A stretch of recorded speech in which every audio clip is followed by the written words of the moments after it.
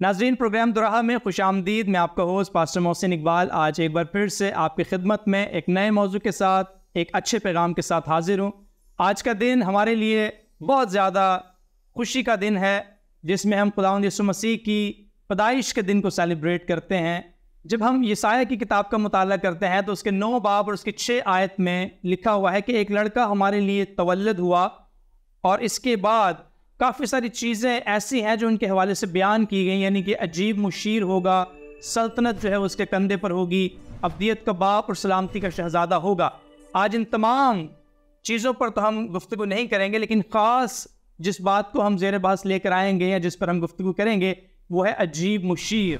तो इससे पहले कि हम अपनी गुफ्तगू का आगाज़ करें, मैं आज खुदा के खुदाम जो स्टूडियो में मौजूद हैं उनका तारुफ करवाता चलूँ। आज हमारे साथ खुदा के खादिम पास्टर आसिफ नसीम साहब मौजूद हैं। इसी के साथ हमारे जो दूसरे मेहमान हैं आज स्टूडियो में पास्टर परवेज़ लाज़र साहब हैं। जो तीसरे मेहमान आज हमारे साथ मौजूद हैं सर सुहेल बरकत। ये मीडिया पर्सनैलिटी हैं, बहुत अच्छे टीवी होस्ट हैं और खुदा की खिदमत कर रहे हैं एक अरसा से। सो एक दफ़ा फिर से मैं आप तीनों मेहमानों को आज के इस प्रोग्राम में खुशामदीद कहता हूँ। थैंक यू, शुक्रिया। सर, खुदावंद यीशु मसीह के हवाले से आज हम बात कर रहे हैं। आज का दिन बड़ा ख़ास है और लोग बहुत एक्साइटेड हैं आज की इस गुफ्तगू को सुनने के लिए, जो कि खुदावंद यीशु मसीह की पैदाइश के हवाले से। तो मेरा पहला सवाल आपसे ये होगा कि खुदावंद यीशु मसीह के हवाले से बाइबल मुक़द्दस में बहुत सारी पेशन गोइयाँ मौजूद हैं। तो आप क्या समझते हैं कि अगर हम इनको काउंट करना चाहें तो कितनी पेश गोइयाँ जो है यीशु मसीह के हवाले से मौजूद हैं? सबसे पहले तो पास्टर मोहसिन, मैं बहुत शुक्रगुज़ार हूँ कि आपने मुझे मौका दिया, और मैं शुक्रगुज़ार हूँ खुदावंद का कि उसने हमें ये दिन दिया है ताकि हम इसे सेलिब्रेट कर सकें।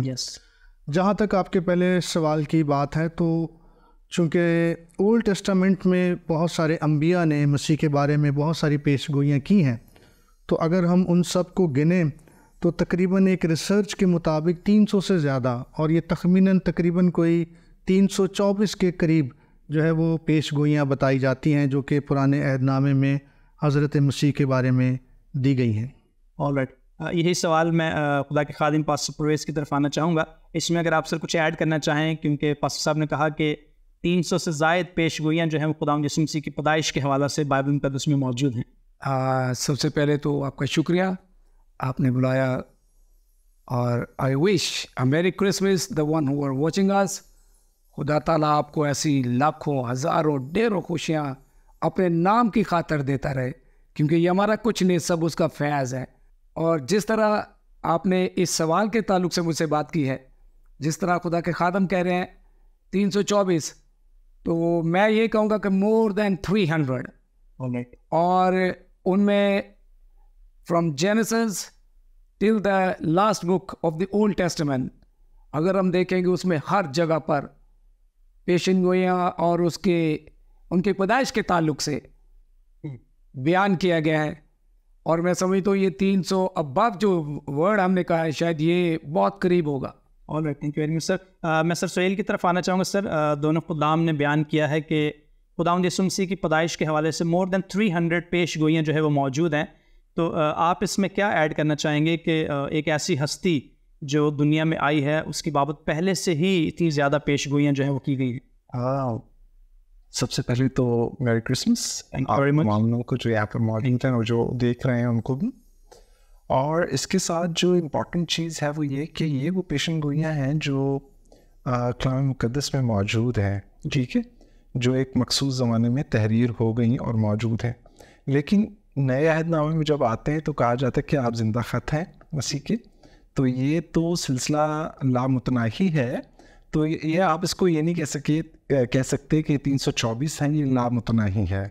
जब तक इंसान ज़मीन पर है ये सिलसिला चलता रहेगा, और ये जो ज़ात है ये इन किताबों से पहले है और हम इंसानों से पहले हैं, और ये इन किताबों के बाद और इंसानों के बाद भी मौजूद रहेगी। तो इसलिए क्रिसमस मनाना बड़ा ज़रूरी है। Wonderful, thank you very much. क्योंकि नाज़रीन आज बहुत एक्साइटेड हैं जो हमारा प्रोग्राम देख रहे होंगे। मैं समझता हूँ कि दुनिया में जहाँ कहीं भी आज का ये ख़ास प्रोग्राम देखा जा रहा है, लोग आज के मौजू के हवाले से बरकत पाएंगे। आमीन। मेरा और आप सबका ये ईमान है।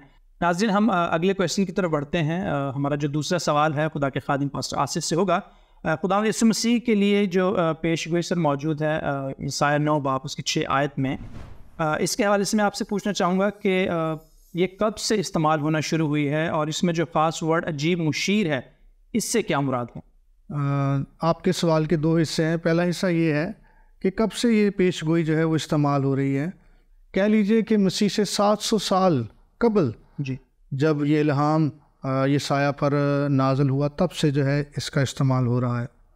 दूसरा जो आपके सवाल का हिस्सा है कि अजीब मुशीर से क्या मुराद है, तो इस पर बगौर मैं गौर कर रहा था और इस लफ्ज़ को इसके असल तराजुम में भी देखा।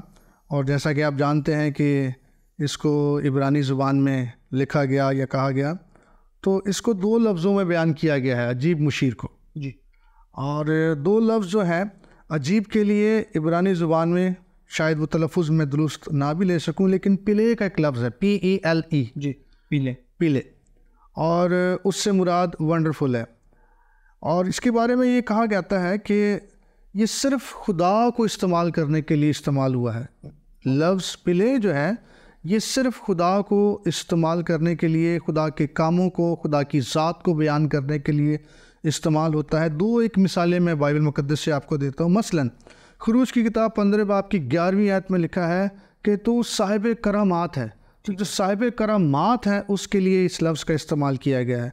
फिर ज़बूर 77 की 11वीं आयत में लिखा है कि तेरे कदीम अजायब, जो तेरे कदीम अजायब हैं, कदीम अजायब के लिए इस लफ्ज़ का इस्तेमाल हुआ है।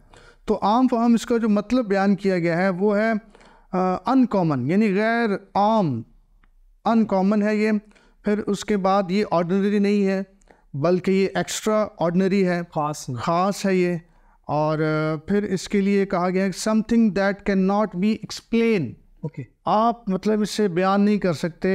इस लफ्ज़ के अंदर ये गहराई है, ये माने और मफ़हूम जो है वो छिपे हुए हैं, यानी कि इसकी माहियत बहुत ज़्यादा है। जी हाँ। फिर उसके बाद इसके साथ जो दूसरा लफ्ज़ इस्तेमाल हुआ है जिसका तर्जमा हमारे पास मुशीर है और अंग्रेज़ी तर्जमे में काउंसलर है, वो योवेस है, YOWES भी है, और फिर एक जगह YOEZ भी इसको लिखा गया है। इससे मुराद जो है वो एडवाइज़र है, एडवाइज़ करने वाला है, काउंसल करने वाला है, सलाह देने वाला है और परपोज़ करने वाला है, कुछ बताने वाला, सिखाने वाला है। तो लिहाजा इब्रानी तारीख़ में इसका मतलब यूँ होगा कि एक ऐसा बादशाह जो अपने लोगों का मशीर हो, अपने लोगों को सलाह देने वाला हो। और इसकी मिसाल भी बाइबल मुक़द्दस में देना चाहूँगा। मीका की किताब उसके 4 बाब की 9वीं आयत में खुदा जो है हम कलाम है और वहाँ पर वो कहता है, क्या तुझ में कोई बादशाह नहीं, क्या तेरा सलाहकार नेस्त हो गया, तुझे कोई सलाह देने वाला नहीं रहा। तो लिहाजा जब दोनों लफ्ज़ों को हम मिलाते हैं और इस आयत के सियाको सबाक में इसका तर्जमा हम देखते हैं, इसके माने को हम समझने की कोशिश करते हैं, तो इससे मुराद एक ऐसा लड़का, एक ऐसा बच्चा जो मौजज़ाती तौर पर पैदा होगा, जो हिकमत, फ़हम, मार्फत, इल्म, दानिश से मामूर होगा और खुदा के मकासद की तकमील करेगा। तो इस सियाको सबाक में अजीब मुशीर और खुदाए कादर से ये मुराद है। Thank you very much sir, बड़ी डिटेल के साथ आपने इस बात को बयान किया है। बिल्कुल यकीनन पास्टर परवेज़ साहब, मैं आपसे भी यही पूछना चाहूँगा।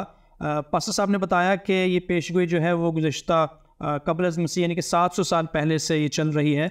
और अजीब मुशीर के हवाले से मैं आपसे पूछना चाहूँगा कि आप क्या समझते हैं खुदावंद यीशु मसीह को जो वंडरफुल काउंसलर कहा गया है, इससे क्या मुराद है? जिस तरह पादरी साहब फरमा रहे थे कि इसके 2 हिस्से हैं, जी बिल्कुल ऐसा ही है। और इसका जिस तरह आपने जो सवाल पूछा कि इसका इस्तेमाल कब से हुआ या ये कब से अहमियत हासिल कर गया, तो अगर हम यसाया ही के सहीफे में देखें 7वें बाब की 14वीं आयत में, तो वहाँ पर जब कलाम हुआ कि देखो एक कमारी हामला होगी, जी, तो इसकी प्रिपरेशन वहाँ से ही शुरू हो गई थी।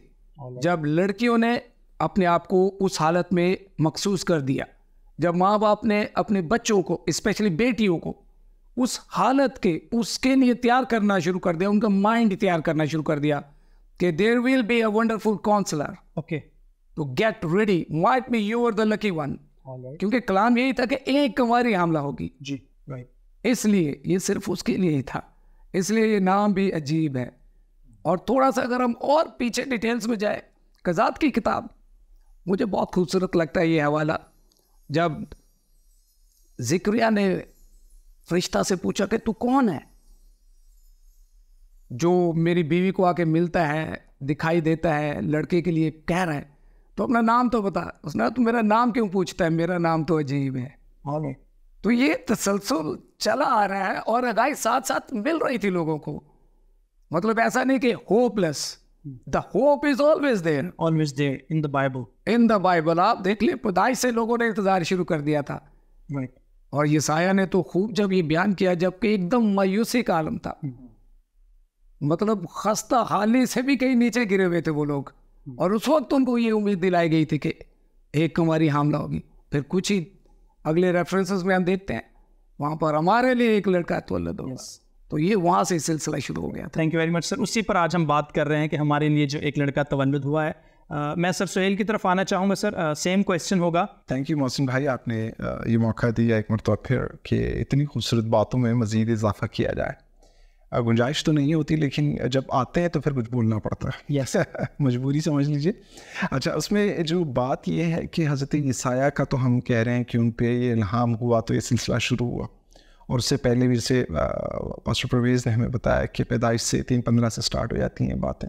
अच्छा, इसके अलावा जो एक मसीही कॉन्टेक्स्ट है जिसको हमें हमेशा याद रखना चाहिए आजकल के दौर में, कहा यह जाता है कि मसीहत जो मौजूदा है, ये इसका जो ईमान का सिलसिला है वो 325 बाद ईस्वी शुरू हुआ, कॉन्स्टेंटाइन के जो उसने जो कौंसिल बनाई उससे शुरू हुआ। लेकिन मेरा जो जवाब था इस पे, जो मैं रिसर्च कर रहा था और जो मैं बताना चाहता हूँ वो ये कि ये सिलसिला पहली सदी ईस्वी में या सेकंड उससे शुरू हो चुका था। जी, करीब तरीन ज़माना होता है जब भी हम तारीख़ की, फ़लसफ़ा तारीख़ की बात करते हैं, तारीख़ को बतौर इल्म पढ़ते हैं, मतलब रिलीजन से अलग करके तारीख़ को बतौर इल्म जब पढ़ते हैं तो फिर हमें ये बहुत करीब लगता है कि लोग बहुत जल्दी ही इन बातों पर अमल करना शुरू हो गए, उस पर ईमान रखना शुरू हो गए। तो पहली बात तो ये कि जस्टिन मार्टर का ज़माना शुरू हो जाता है सेकंड सेंचुरी का, पहली सदी से, और फिर 165 AD का। तो उससे पहले अगर हम जाते हैं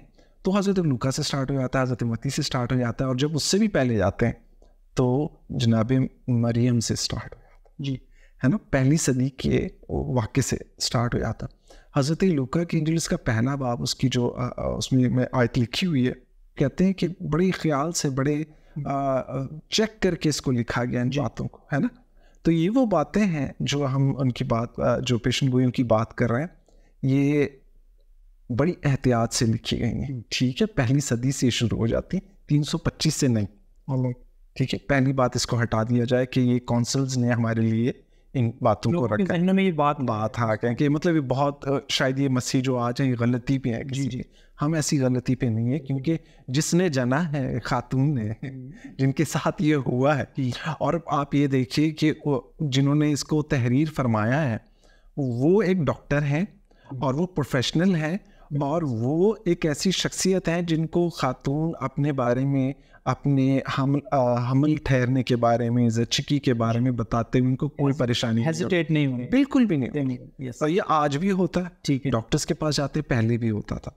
तो हमारे पास मुसद्दका रिपोर्ट्स हैं जो 325 AD की नहीं है, बहुत पहले की, जो हमारे मोज़ेस पासबान हैं, ये हमें पहले बता चुके हैं, पैदाइश तक चले गए है ना, हज़ारों साल पहले चले गए। फिर हम थोड़ा सा और आगे और बता रहे हैं कि ये कदीम ही है, ये नया नहीं है। 325 के आप बाद में आके लोगों ने बताना चाहा, ऐसी कोई बात नहीं, बहुत पुराना। और दूसरा ये कि अजीब मुशीर, सर ये वाकई बड़ा डिफ़िकल्ट है इसको बयान करना। जो अजीब हो उसको बयान क्या किया जाए, है ना, अजीब को बयान नहीं किया जाता, इसलिए वो अजीब होता है, राइट। तो ये इसलिए अजीब है कि इसको बयान करना मुश्किल है। अच्छा, मैं इसके ऊपर चीज़ें देख रहा था कि आप देखें जनाब मसीह की जो पहली आमद है वो अजीब है, बिल्कुल। उनका बचपना अजीब है, एक दो वाक़े हैं हमें नज़र आता है पैदाइश के हवाले से, वो नज़र आता, वो अजीब है, तसलसल कायम है जी।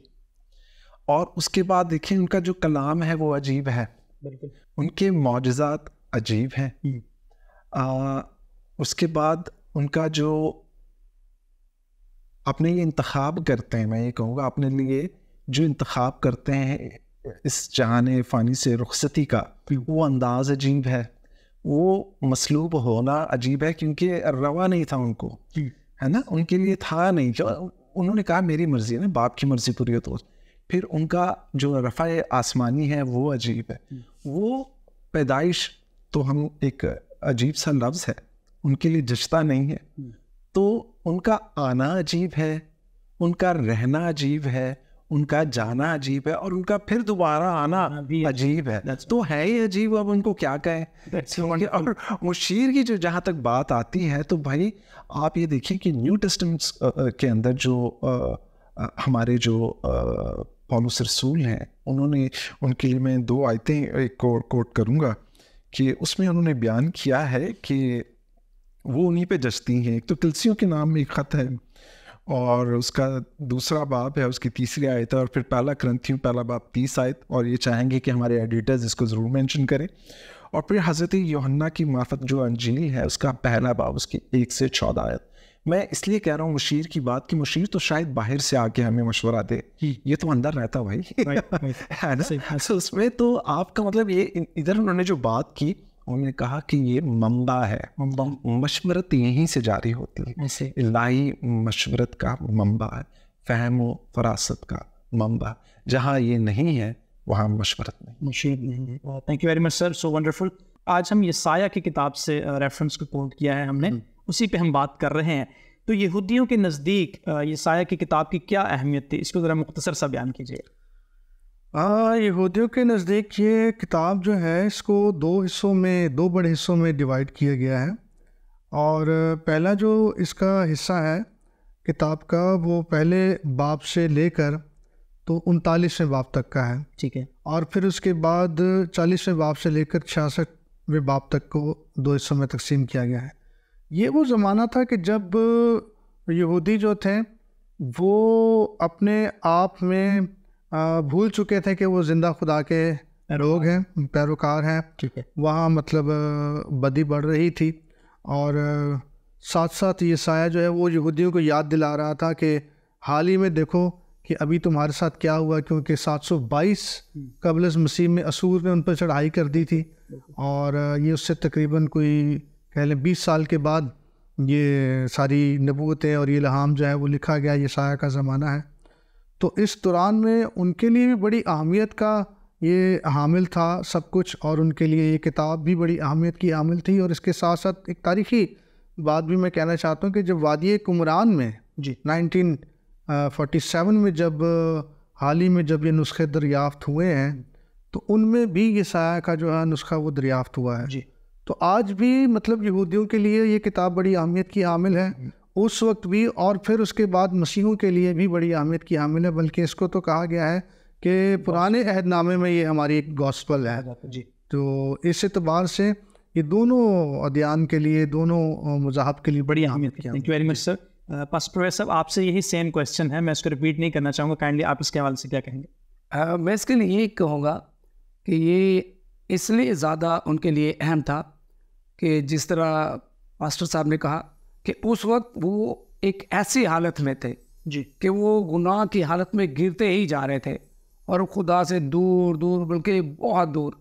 तो यसाया नबी ने उनके गुनाहों के बाबत उनको बावर कराया जी, और उनको एक निजात दहिंदा की, जिंदा उम्मीद की बातें बताई।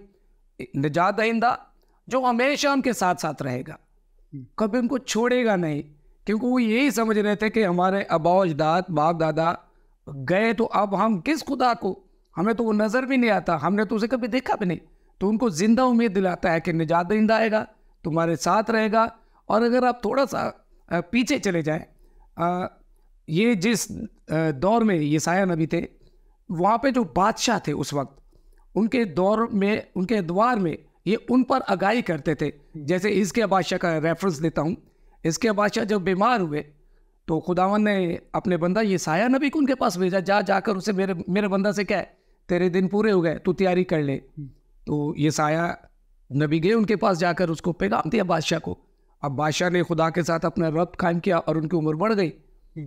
इसी तरह तो बादशाह यसाया नबी से कहने लगे, मैं कैसे मान जाऊं कि मेरी उम्र बढ़ गई, मुझे कोई निशान मिले खुदा की तरफ से।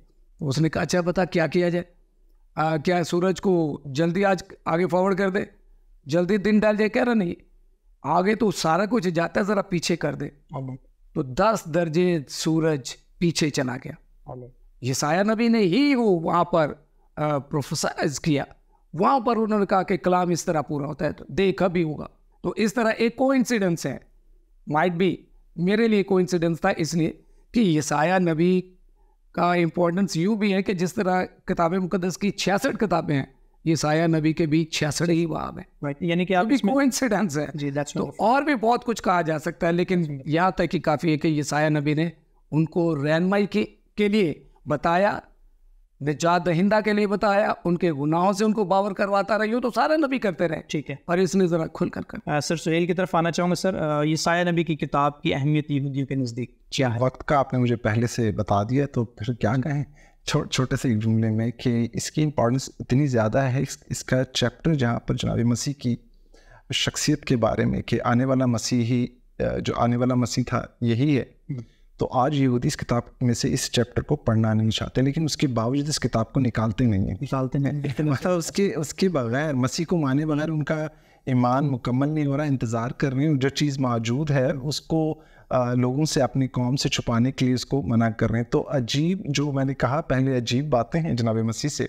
जिस तरह खुदा की ज़ात के बारे में हम खुलकर बयान नहीं कर सकते हैं, इसी तरह लोग कहते हैं कि मसीह की अलूहियत के लिए जब बात की जाती है तो हम उसको खुलकर बयान नहीं कर सकते हैं। तो यहाँ पर जो अभी तो अहले इस्राइल में भी जो खुदा यीशु मसीह को कबूल किया जा रहा है, और वहाँ पर इस किताब के अंदर इस चैप्टर को, वो इसकी अहमियत इतनी ज़्यादा है कि वो पसंद नहीं करते हैं। कुछ चैप्टर्स हैं जो जनाब मसीह के दुख के हवाले से हैं, चैप्टर 53 और इस तरह से, लेकिन वो उसके बावजूद ना उसको हटा सकते हैं ना मिटा सकते हैं। तो ये किताब जो है, इसकी अहमियत से ज़्यादा क्या बयान करें। Alright, thank you very much sir Suhail. आपका जो मौक़िफ़ है हमारे पास आ गया है, वंडरफुल। पास्टर आसिफ साहब की तरफ मैं दोबारा आना चाहूँगा। सर, हम उसको जल्दी से रैप करेंगे आज, क्योंकि बातें बहुत सारी हैं और क्रिसमस स्पेशल है, तो बहुत सारे किरदार मौजूद हैं, लेकिन खुदावंद यीशु मसीह के लिए ही अजीब मुशीर कहा गया है। ऐसा क्यों? ऐसा इसलिए, जैसे भाई सोहेल ने भी पहले भी कहा कि मसीह की ज़ात, मसीह की हस्ती वो बेमिसाल है, उसका कोई सानी नहीं है, वो बेनज़ीर है। तो इसलिए यीशु मसीह के लिए ये जो लक़ब है, वैसे तो बहुत सारे लक़ब हैं, लेकिन ये जो लक़ब है ये सिर्फ मसीह पर ही सादक आता है। ठीक है, वो ही अजीब है। उसका, जैसे इन्होंने जिक्र किया, उसका पैदा होना, उसका फिर जी उठना, उसका इस दुनिया में आना, कलाम करना, उसके अंदर कुदरत का पाया जाना, वो सब चीज़ें, सब बातें अजीब। गोया कि उसकी शख्सियत ही अजीब, उसकी ज़ात ही अजीब है। वो कामिल खुदा भी है, कामिल इंसान भी है। ऐसी कोई हस्ती, कोई शख्सियत, कोई ज़ात हमें दुनिया में दिखाई नहीं देती। तो इसलिए उसके मद्दे मुकाबल कोई हस्ती हम लाकर खड़ी कर ही नहीं सकते हैं, क्योंकि है ही नहीं। Right sir, thank you very much sir. मैं नेक्स्ट क्वेश्चन की तरफ बढ़ना चाहूँगा, पास्टर परवेज़ साहब की तरफ आना चाहूँगा। सर, खुदावंद यीशु मसीह के हवाले से ये जो पेशगोई मौजूद है कि वो अजीब मुशीर है, तो आप क्या समझते हैं कि खुदावंद यीशु मसीह इस पेशगोई पर पूरे उतरे अपनी हयात में? आमीन। मेरा तो बिलीवेबल कि स्ट्रॉन्ग बिलीव है। मैं कुछ कलाम मुकद्दस में से इसको जोड़ना चाहूँगा। जिस तरह आपने बात की, क्या वो इस बात पर पूरे उतरते हैं? आप देखें, जिस तरह उनका नाम अजीब है, कलाम मुकद्दस में उनके अलावा किसने, या रोए ज़मीन पर किसने कहा है कि राह और ज़िंदगी में आऊँ? ये एक अजीब बात है जी। इसी तरह आप देखें कलाम मुकद्दस की यूहन्ना रसूल की मार्फत हुए इंजील पैगाम 14वें बाब की पहली आयत में कहा गया, तुम्हारा दिल ना घबराए, तुम खुदा पर ईमान रखते हो, मुझ पर भी ईमान रखो जी। ऐसा किसी को और का दावा है? किसी का नहीं। ये अजीब बात है। और इसी तरह उन्होंने कहा, मैं जाता हूं, तुम्हारे लिए जगह तैयार करता हूं, ताकि जहां मैं हूं तुम भी रहो। किसने और कहा? किसी ने नहीं कहा। तो इस तरह ये अजीब बातें हैं। इसी तरह उनकी बातें अजीब थी, उनके कलाम जो हकीकत पर था वो अजीब था। इसीलिए तो वो उसके यहूदी जो थे उनके मुखालिफ थे जी। फ़कीह फरीसी उनके मुखालफत में थे, क्योंकि वो बाइख्तियार तालीम से बातें करते थे, अजीब बातें करते थे। बाकी जो थे वो टाइम पास करते थे। वो टाइम पास नहीं करते थे, वो राह और ज़िंदगी की पूरी तालीम देते थे। Right, thank you very much sir. आपने बात की कि वो बिल्कुल अपनी हयात में जो है वो अजीब मुशीर थे और पूरे भी उतरे। खुदावंद यीशु मसीह ने जब अपनी हयात में कहा कि तुम अपने दुश्मनों से मोहब्बत रखो, अपने सताने वालों के वास्ते दुआ करो, तो इसके हवाले से सर आप मुझे बताएंगे कि उन्होंने ये कहा अपनी हयात में, तो जब वो स्लीप पर मौजूद थे, तो इस वाक़े को आप बयान कीजिए। इसलिए उस पर तो हम उस पर बात करते हैं कि कलमात के अंदर आ जाता बहुत, लेकिन उससे पीछे चले जाते हैं। हज़रत यूहन्ना की इंजील है और उसके चौथे बाब में समैरिटन खातून से मिलने का जिक्र है। और क्योंकि मेरी जो स्पेशलिटी कह लीजिए कि मैं इंजील से बाहर शवाहिद ढूंढता हूँ चीज़ों की, तो उसमें हम जब समैरिटन्स और ज्यूज़ की आपस में जो मुखासमत है, जो उनके आपस में ताल्लुकात ख़राब हैं और उनके जो कत्ल और गारत का बाज़ार जारी रहा है उनके दरमियान, उनके जो बैटल्स होती रही, लड़ाइयाँ होती रहे हैं, बहुत पुराना है इनकी तारीख़। तो उसको हम जोसेफस फिलाविस के तारीख़ में भी देखते हैं। लेकिन जब मसीह की हम बात कर रहे हैं कि वो किस तरह से चीज़ों को डील करते थे, क्योंकि हम उन्हें मुशीर कह रहे हैं जी, तो आप ये देखिए कि मसीह को एक काम सौंपा गया है कि वो निजात का बंदोबस्त करें, अक़वाम आलम की निजात का बंदोबस्त करें। और जहाँ रसूलों ने ये काम करना है, पाक रूह ने काम करना है, हमने ये काम करना है, मसीह खुद मौजूद है, वो क्यों नहीं कर रहे हैं? ठीक है। तो वो देखिए किस तरह से काम करते हैं। जैसे मैंने पहले कहा कि वो मंबा हैं फ़हम फरासत का, मशवरत का, तो वो उधर चले जाते हैं, वो सामरियों के गढ़ में चले जाते हैं जी, और वहाँ पर बैठ के वो उस खातून का इलाज करते हैं। मैं जो बात करना चाह रहा हूँ कि वो किस तरह से मुशीर हैं, वो मशवरा वो दे जो बीमार की हालत का सिर्फ बाहर से जायज़ा ना ले सके, अंदर चला अंदर से भी जायज़ा ले सके बीमारी को। मतलब मैं इसके लिए एक मिसाल देता हूँ कि आप शुगर के मरीज़ को मार के मर्ज़ ख़त्म नहीं कर सकते, आपको इलाज करना पड़ेगा। वो कहाँ से शुरू होता है। फिर मैं एक प्रोग्राम में मैंने बात कही थी, वो ये कि आज गवर्नमेंट्स जो हैं वो परेशान है कि लोग टैक्स नहीं दे रहे हैं, तो मसीह ने मछली के मुंह से टैक्स अदा करवा दिया। तो मैं ये कहता हूँ कि उन जैसे मशीर कोई भी नहीं, इसलिए उन्हें कहना चाहिए मशीर। नाजरीन, केक हमारे पास सेट पर मौजूद है आज की क्रिसमस सेलिब्रेशन के लिए। तो मैं अपने मौजूद मेहमानों से कहूँगा कि वो बिल्कुल ज़रूर केक काटने में हमारी मदद करें।